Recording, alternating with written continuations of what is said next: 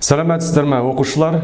Бүгін мен сіздерге веб бағдарламалау пәні бойынша бейне сабағымды өткіземін. Сабақтың тақырыбы HTML-ді тізімдер құру тәсілдері.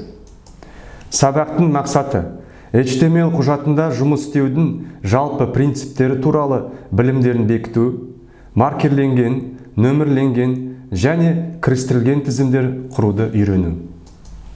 Сабақтың міндеттері: білім беру, HTML құжатындағы таңбаланған және нөмірленген тізім туралы түсінік қалыптастыру, дамытушылық, оқушылардың танымдық қызығушылығын дамыту, коммуникативтік құзыреттілігін дамыту, алған білімді практикада қолдану білу қабілетін дамыту, тәрбиелік, кәсіптік бағдар беру және жұмысқа дайындау.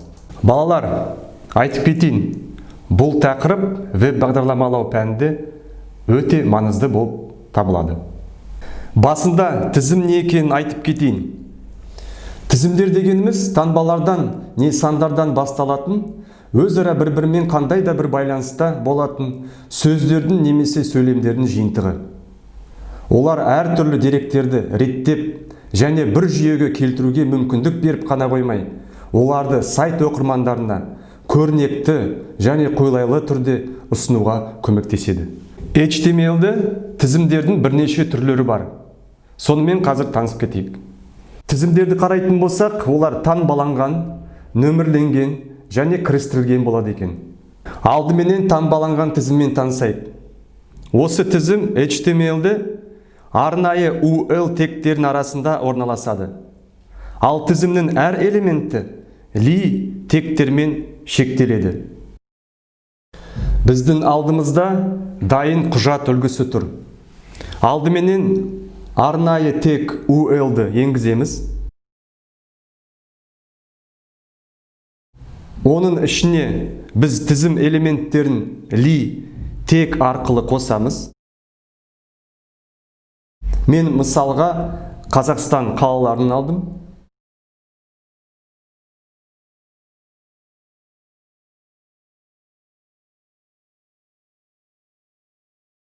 Аяқтаған соң, осы дайын кодты біз жүктейміз және нәтижесін көреміз.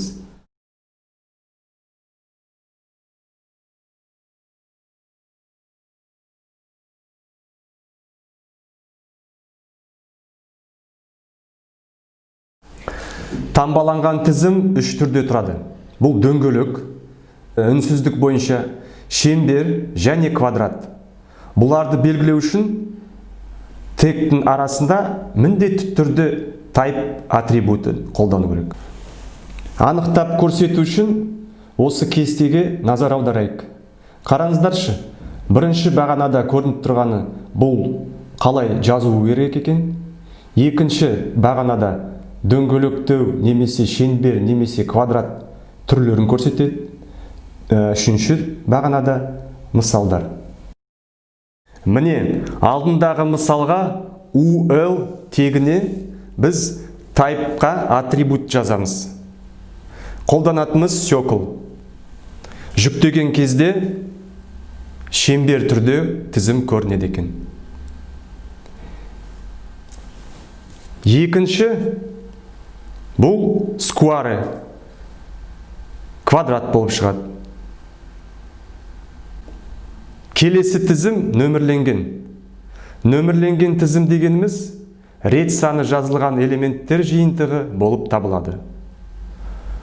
Осы тізімде OL тегі пайдаланады. Қараңыздаршы, қазір біз міндетті түрде арнайы OL тегті енгізуін керекпіз.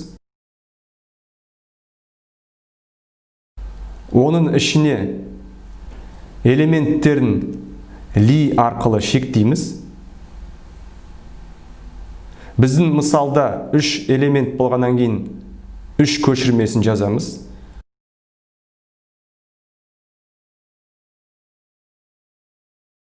Мәтінді енгіземіз.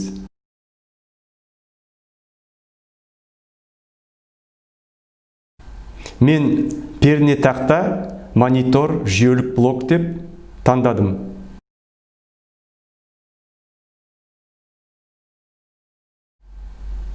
Жазып болған соң біз осы кодты жүктейміз, нәтижесін көреміз. Мінеки, қараңыздаршы, бізде нөмірленген тізім болып шықты. Нөмірленген тізімді бірнеше түрде жазылады. Осы кестеде барлығы көрсетілген. Бұл араб сандары, латын әліппесінің бас әріптері, латын әліппесінің кіші әріптері, жоғарғы регистрдегі рим сандары және төменгі регистрдегі рим сандары. Қараңыздаршы, біз осы мысалға ең бірінші латын әліппесінің бас әріптерін енгізейік. Жүктейміз, тізім көрініп тұр. Дәл осылай латын әліппесінің кіші әріпін жазылайық. Тізім жүктелді. Келесі, жоғарғы регистрдегі рим сандары. Алдарыңызда көрініп тұр. Және де төменгі регистрдегі рим сандары. Жүктегенде қосылды. Ал егер нөмірленген тізімді белгілі бір саннан бастау қажет болса, онда OL тегіне атрибут start жазылу керек. Қараңыздаршы, start атрибутты жазып, оған 5 санын белгілейміз. Жүктеген кезде тізім 5-тен басталады. Ал енді осы мысалға біз өзгерістер жасайық. Старттың орнына reverset деген атрибутты жазайық. Не көрініп тұр? Біздің тізіміз кері тізім болып көрінеді. Көбінесе сайт құрған кезде веб бағдарламашы кірістірілген тізімдермен кездеседі. Кей кезде тізім элементтерінің өзінің ішінде тізім жасауға болады. Ол үшін мінеки жаңағы айтқан кірістірілген тізімнің мысалы көрсетіліп тұр. Осы дайын кодқа назар аударыңыздар. Бұл тізім екі тізімнен құрылған екен. Міне қараңыздаршы, OL, сосын оның ішінде екі UL бар екен. Тізімнің негізгі элементтері ли тегпен шектелген екен. Алдарыңызда бағдарламалар түрлері бар және құралдар түрі бар екен. Дәл осы кодты жүктеген кезде біздің алдымызда кірістірілген тізім көріну керек. Мінеки балалар, қараңыздаршы, шықты. Енді осы тізімге біз біраз өзгерістер жасайық. Мына таңбаланған тізімге басқа түрдегі таңбасын жазатын болайық. Мысалға, квадрат болсын, яғни сквары. Көрдіңіздер ме өзгергенін? Ал енді бағдарламалар тізімге біз жоғарғы рим цифрын пайдаланайық.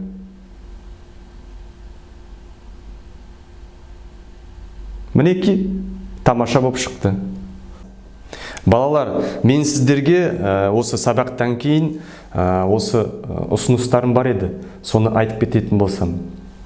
Кодты HTML, сіздер білесіздер, бұл жеке арнайы редакторға енгізіледі. Мен сіздерге ұсынайтымын JSBin. Бұны сіздер интернет желісінде іздеп таба алады екенсіздер. Егер де осы болмайтын болса, Notepad++-ті қолдануға болады. Неге мен сіздерге осыны ұсынып жатырмын? Бұның интерфейстері өте қарапайым және бағдарламашыға немесе код жазуға өте ыңғайлы. Әрине, кодты сіздер тергеннен кейін бұл бағдарламаны сіздер жүктеуін керексіздер. Кез келген браузерді қолдануға болады. Мен сіздерге ұсынамын, бұл Google Chrome, тіпті Google Chrome болмайтын болса, Mozilla Firefox'ты қолдануға болады екен. Балалар, бүгінгі бейне сабағым өте қызықты өтті деп ойлаймын. Келесі кездескенше сау болыңыздар.